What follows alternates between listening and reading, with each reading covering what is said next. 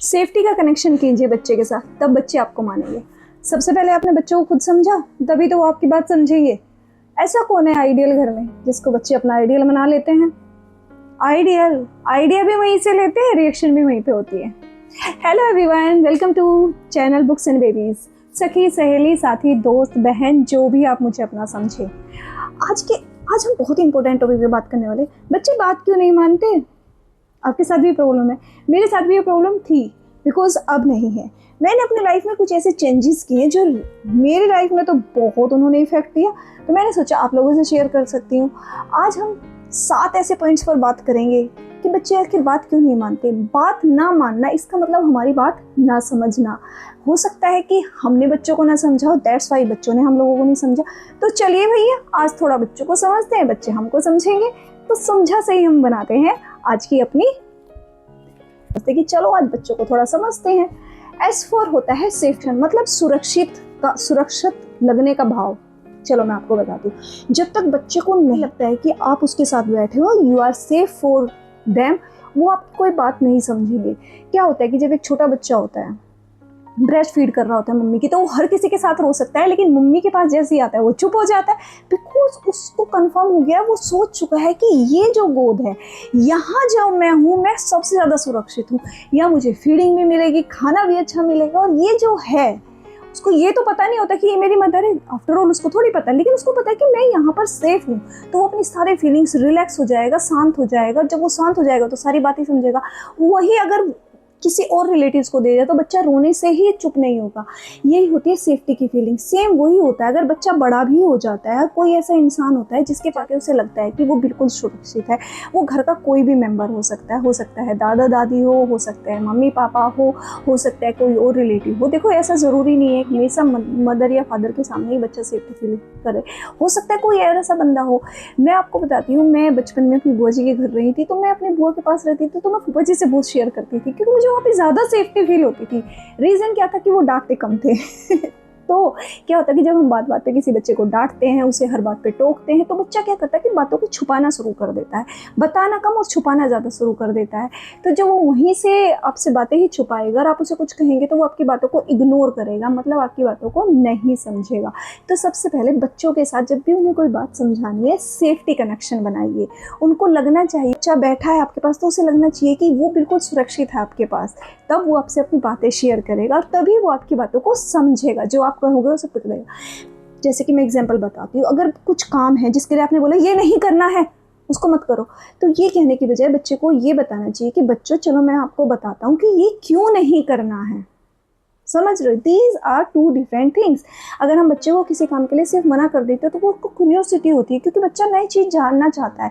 तो वहाँ पे बच्चों को लगता है कि पता नहीं मुझे क्यों रोका, पता नहीं मुझे क्यों टोका। इसकी बजाय अगर हम ये बोलेंगे कि आओ मैं तुम्हें बताता हूँ या बताती हूँ कि ये क्यों चीज़ हमें नहीं करनी है। हो सकता है कि एग्जाम्पल होता है कि बच्चे एक छोटी सी माचिस की तिल्ली, मेरी छोटी बेटी तो उसको माचिस को लेके ऐसे कर दिए तो फायर, तो उसे मैंने बहुत बार रोका कि ऐसे नहीं करना, तो उसे नहीं समझ आएगा क्यों, लेकिन मैंने फिर उसे बताया कि इसको ऐसे जलाओगे तो इससे आग निकलती है और ये आग तुम्हें जला सकती है।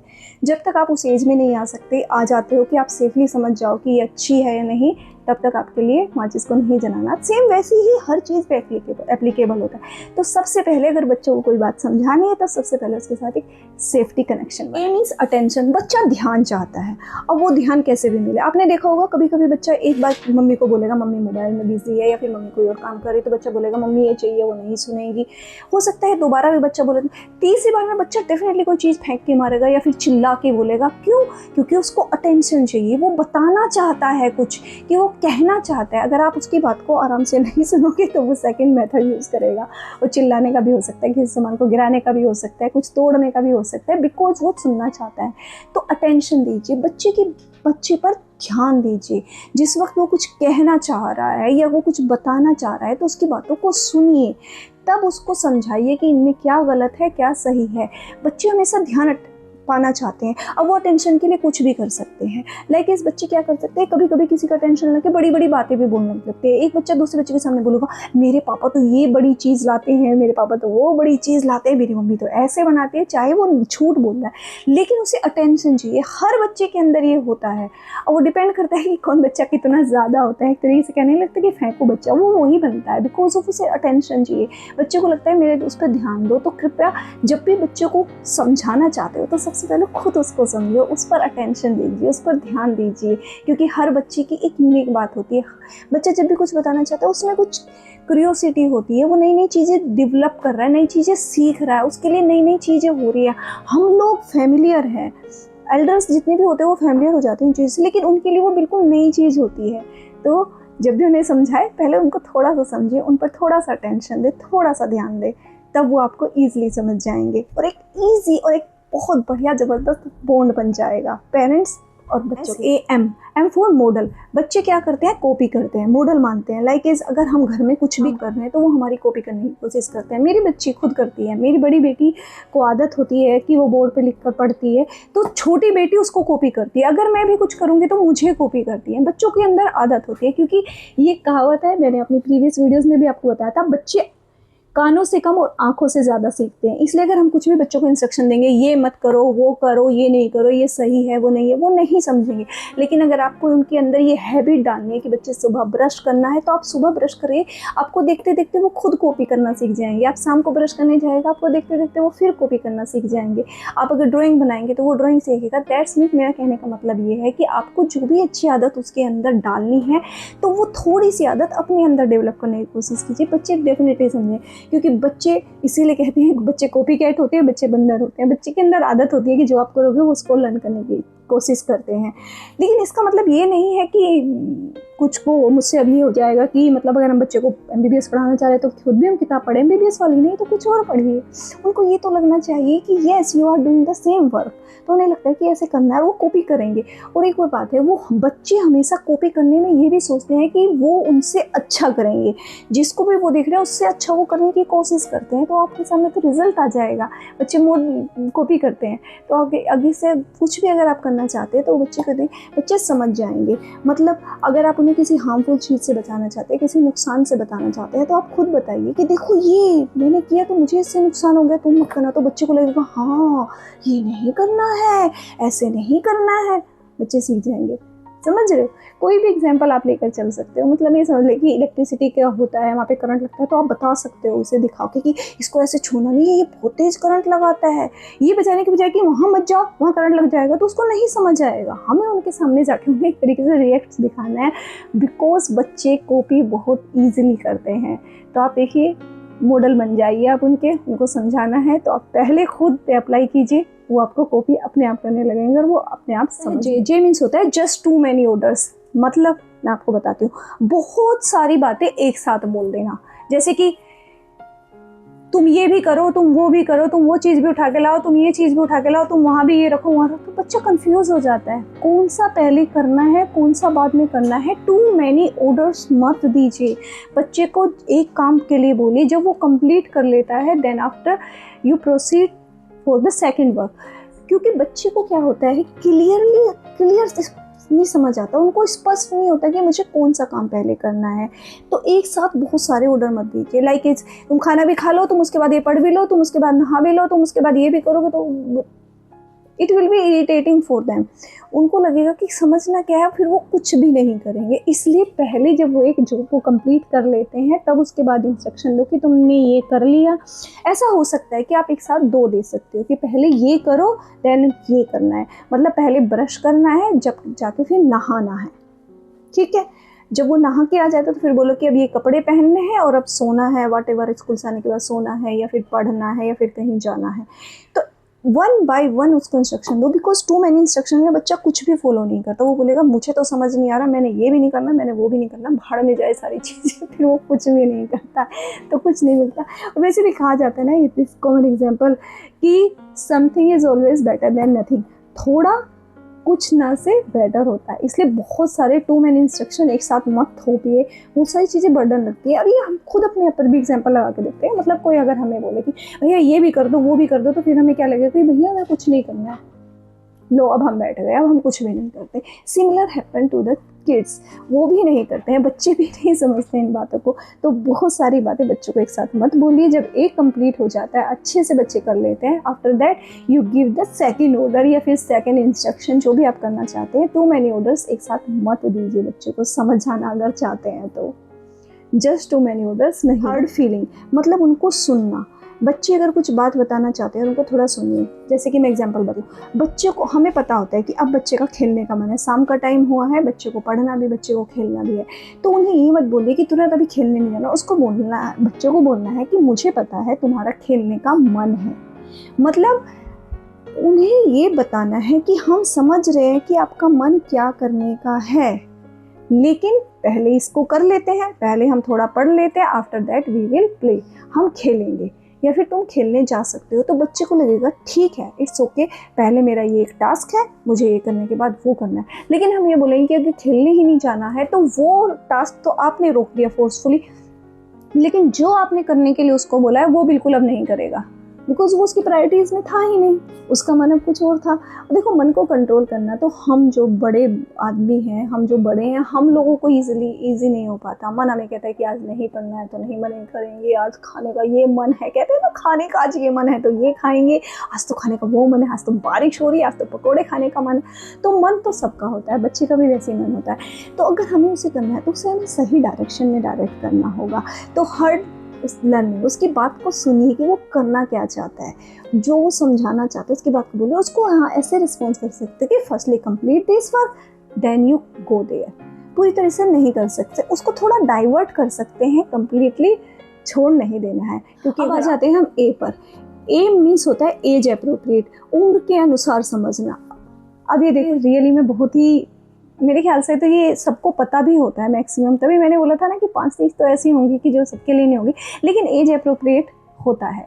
इसका इफेक्ट होता है, मैं बताती हूँ, उम्र के अनुसार समझना। अब अगर हम एक 2 साल के बच्चे से ये बोले कि तुम बिल्कुल शांति से बैठ जाओ, तुम्हें 1 घंटे बैठना है, 2 घंटे बैठना है, किताब पे पढ़ना है, इज इट पॉसिबल? क्या वो बैठ पाएगा? 2 घंटे वो पढ़ पाएगा? क्या उसकी उम्र उतना करने के लिए है? नहीं। तो सेम थिंग पर, मतलब जब भी आपको इंस्ट्रक्शन दे रहे हैं तो बच्चे की उम्र के हिसाब से उसको इंस्ट्रक्शन दिए जाते हैं। 10 साल का बच्चा और 2 साल के बच्चे को हम सेम इंस्ट्रक्शन नहीं दे सकते। सिमिलर 10-14 साल के बच्चे में डिफरेंस होता है, उनके काम करने की स्पीड अलग होती है, उनकी शरीर की कैपेबिलिटी अलग होती है, उनकी ब्रेन डेवलपमेंट अलग हो चुका होता है, उनकी लर्निंग प्रोसेस अलग हो चुकी होती है। तो जब भी बच्चे को कोई भी काम आप दे रहे हैं, चाहे वो किसी को कुछ भी समझाना चाहते हैं, तो उम्र के हिसाब से समझाइएगा। अब 2 साल के बच्चे से हम इतनी उम्मीद तो नहीं कर सकते कि वो टाइम टेबल बनाना भी सीख ले, वो अपनी सूट लेसिस बांधना भी सीख ले, वो अपनी किताबों को सही से रीसेट करना भी सीख ले, वो अपने कपड़ों की तय बना के सीखना सीख ले, वो टाइम टेबल से पढ़ना सीख ले। नहीं, it is not possible, because 2 साल के बच्चे की उम्र इस काम के लिए अभी नहीं है।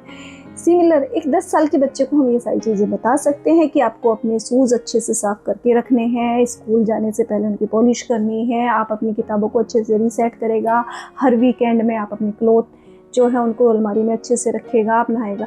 10 साल के बच्चे से तो बस वही है कि जो ए है वो एज अप्रोप्रिएट। जब भी कोई इंस्ट्रक्शन बच्चे को दे तो ये ध्यान रखिएगा नेक्स्ट टाइम कि उसकी एज, क्या वो चीज़ सीखने के लिए उस एज के लिए वो है, या फिर ये हम सिर्फ उस पर थोप रहे हैं और उसकी एज उसको अभी एलो नहीं कर रही है वो चीज़ें समझने के लिए, राइट।